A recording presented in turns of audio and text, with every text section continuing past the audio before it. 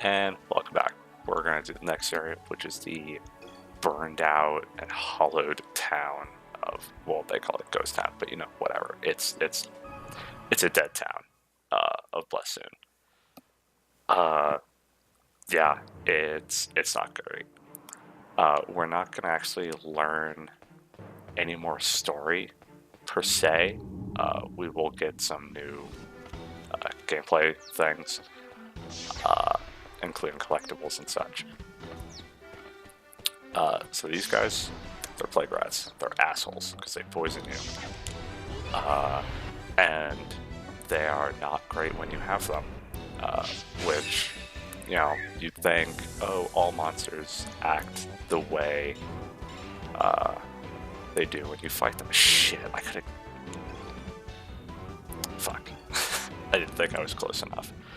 So here's another gameplay thing. They're going to start putting destructible objects and chests near them. And now I have to wait and try and get that later. But yeah,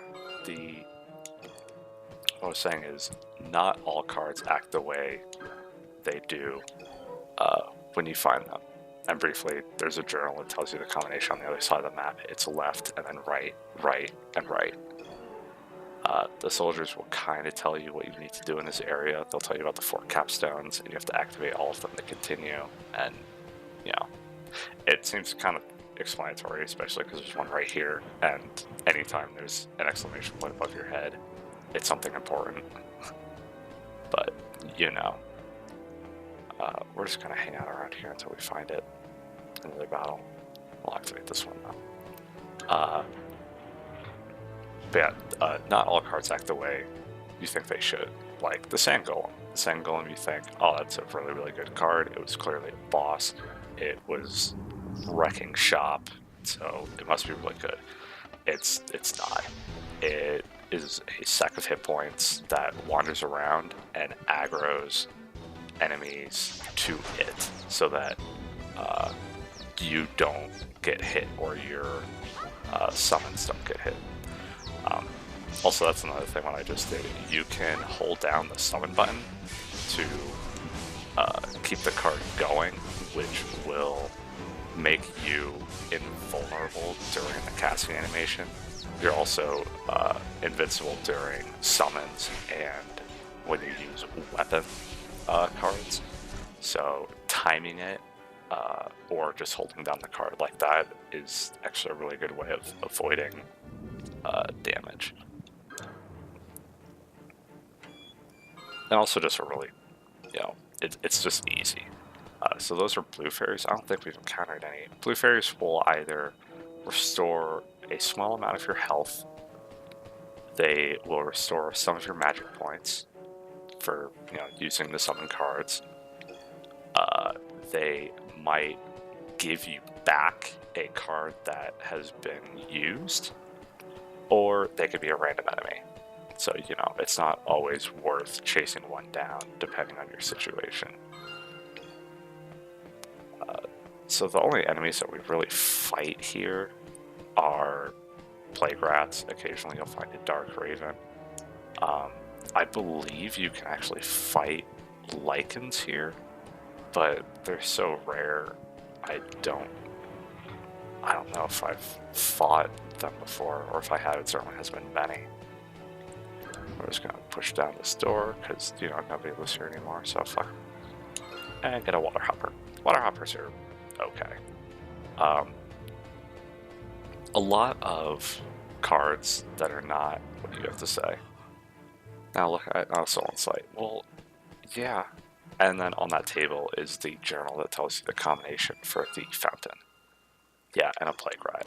So the plague rat, again, you would think, oh, it shoots poison in a cone and can poison enemies. That must be nice, right?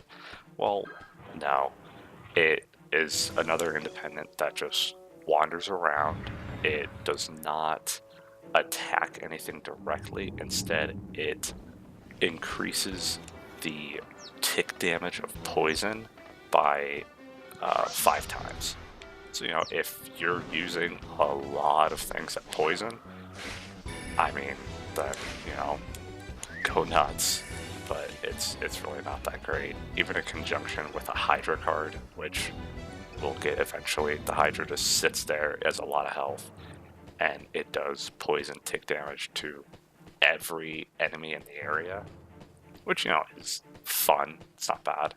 I'm trying to remember if there's any. I don't think there is. Okay. You know, it's not bad. Doing 5 damage per second is pretty decent.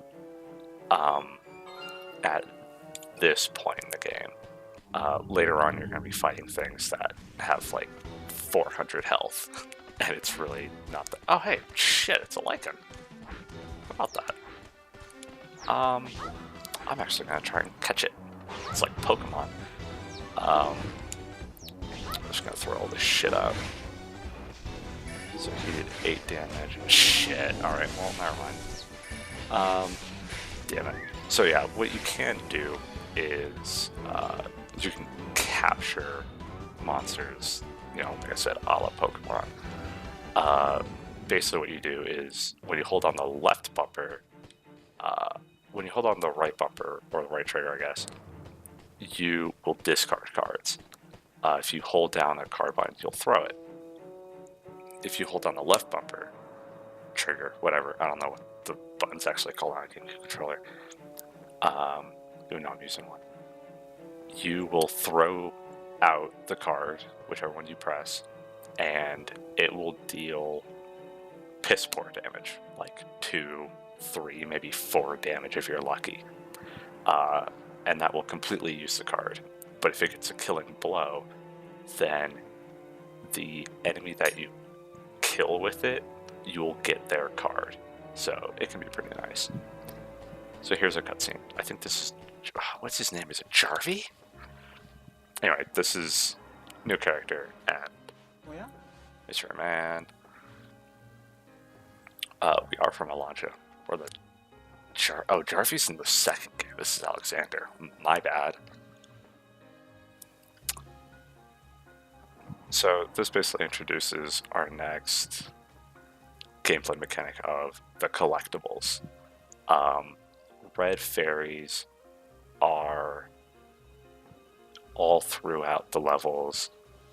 Some are just hanging out about in plain sight, and some of them are hidden and you have to actively search for them. Giving them to Alexander, he will give you cards, some of which are actually really, really good.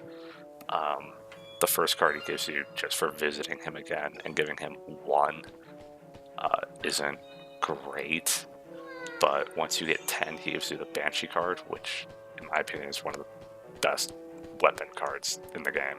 So, you know, it's pretty good. It's also the... Oh no, it's not the only way. You can get every single card in the game just by transforming, but it's exceptionally tedious, especially for some of them. Alright, here's our 4th one, and there's, I believe, there's 2 more in this area. So we obviously have to force a battle here. There we go. So yeah, getting them is honestly pretty worthwhile.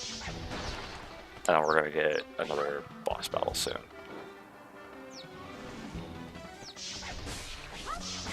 The fairies will also give you some pretty important information. You know, like they'll tell you about the area that you're in. They will tell you about... I think they might tell you about certain cards or secrets in... I'm fucking stupid. Damn it. Alright, well we gotta do another fight then. God, I'm dumb. I really thought the Plague Rat would have destroyed it.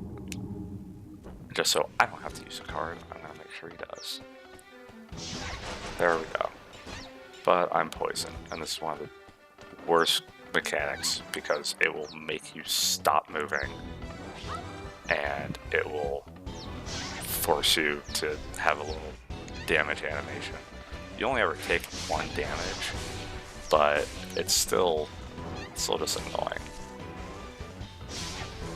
Come on, just hit one of them.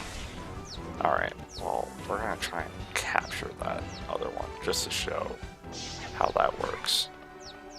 So we gotta kill you. Alright, so, you know, left trigger, we're gonna use the Hobgoblin because it's worthless now. 2 damage, and it's captured. The card still gets experience for getting the last kill, and there we go, we have a Plague Riot. And we are never going to use it. The Plague Riot is garbage. Unfortunately, there are a lot of cards in this game that are really not worth using. There are some that you should have on you almost 100% of the time because they're that good. Like the Dragon Knight. The Dragon Knight is... There used to be a lot of humans here, but now they're all gone. They don't know where they went. Well, they're dead. Which is unfortunate, but, you know, whatever. There also seems to be... Yeah, see, there we go. We got one of our man trap cards back, just for walking into it. But it can also be a bad thing. Come here, you little fucker. There we go. And here's the last red fairy. I believe there aren't any chests either. And the red fairies will tell you what the blue fairies do. They will also tell you, like I said, secrets about the level that you find them in. And some story mechanics, not like you have to find them to understand the story, but they'll tell you like interesting little things. Like I think one of them actually tells you like, oh hey, I saw your father pass by this way recently. Or the fairy doesn't know it's your father, but you know what I mean. Like, they saw the king. Hopefully that'll work. I was really hoping it would hit both of them. Okay. I'm just gonna use this then. So, we're about to get to our boss fight for this area. And the bosses in this game are usually pretty easy. This one's no exception. He is pretty easy once you understand how to fight him. It does not move, but getting close to it is a very poor decision. So using independence isn't... You know what? We will put that in there just in case. Using independence can help, but this is a fire golem. If you are not near it, it will fire rocks at you. If you are near it, it will jump and do an AoE that is actually kind of hard to get away from. Hopefully it does a lot of damage. God, the maelstrom. Oh, well now it's cursed. So, curse is actually really fun. It basically makes it so that the monster is considered an ally and will not attack you or any friendly creatures. I think that's what curse is. I think there's also one which is charm. There's charm and curse. I don't know if curse is introduced later.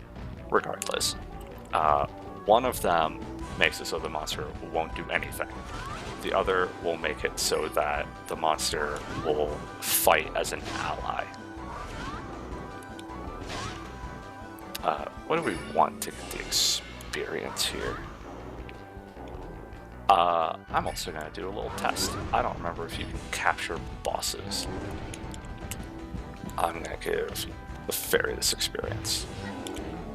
Nope, you cannot. So, sadly, you cannot capture the bosses, which, you know, it sucks, but it is what it is. I can kind of understand where they're coming from. So, we barely took any damage, defeated a ton of monsters, only used a couple cards. The rating system's pretty forgiving, honestly. Yeah, sure, we'll pick those ones. Shit, we didn't get the fire. And we got 2 plague rats, hooray. Once again, fire golem does not work the way you think it does. It's okay, but it's not great. It basically just summons a shield of fire around you that does damage to anything that gets near you. You know, it's decent. It's not great. So before we cut this episode. We're going to talk to Alexander. We're going to give him fairies. We should give him 6. And we got Fire Gargoyle. It's a summon that does an AoE around it, and I don't know if the petrification is guaranteed, but it has a chance to petrify enemies around it. I don't know if it actually does damage, though. I think it's just the status effect, which isn't great. So this is where Gerd actually comes in handy. After you beat a level, come and talk to Gerd, and she might have an interesting story. Travels from Dalnok, giant bees, and, we have to ease the pain of our people. We can't transform anything. I don't really want to copy anything right now. So basically what Gerd does is she will tell you about new areas and unlock side quests. And so next time, instead of continuing the game and doing the burial grounds, we're going to do Dalnok Valley and fight a butt ton of bees. And the bees are kind of assholes, but one great thing about this area are the bees. There are 3 of them early on in the level, and they give 100 experience each, which is what the Fire Golem just gave us. So, that's basically 3 bosses worth of experience near the beginning. And if you enter an area and then leave the area, obviously all monsters will respawn, you keep the items, and you keep the experience. So you can go into this area and just farm experience to try and get more and more powerful cards early on, which, it has advantages but also disadvantages, because obviously the more powerful cards cost more to use, and some of them at this level, since we only have 10 magic points, you are guaranteed to use all of them and lose health by using it. So, it kind of depends on what you want to do. But for now, that's it. I'll see you guys next time. We're going to go through Dalnok Valley and go on a little extermination mission.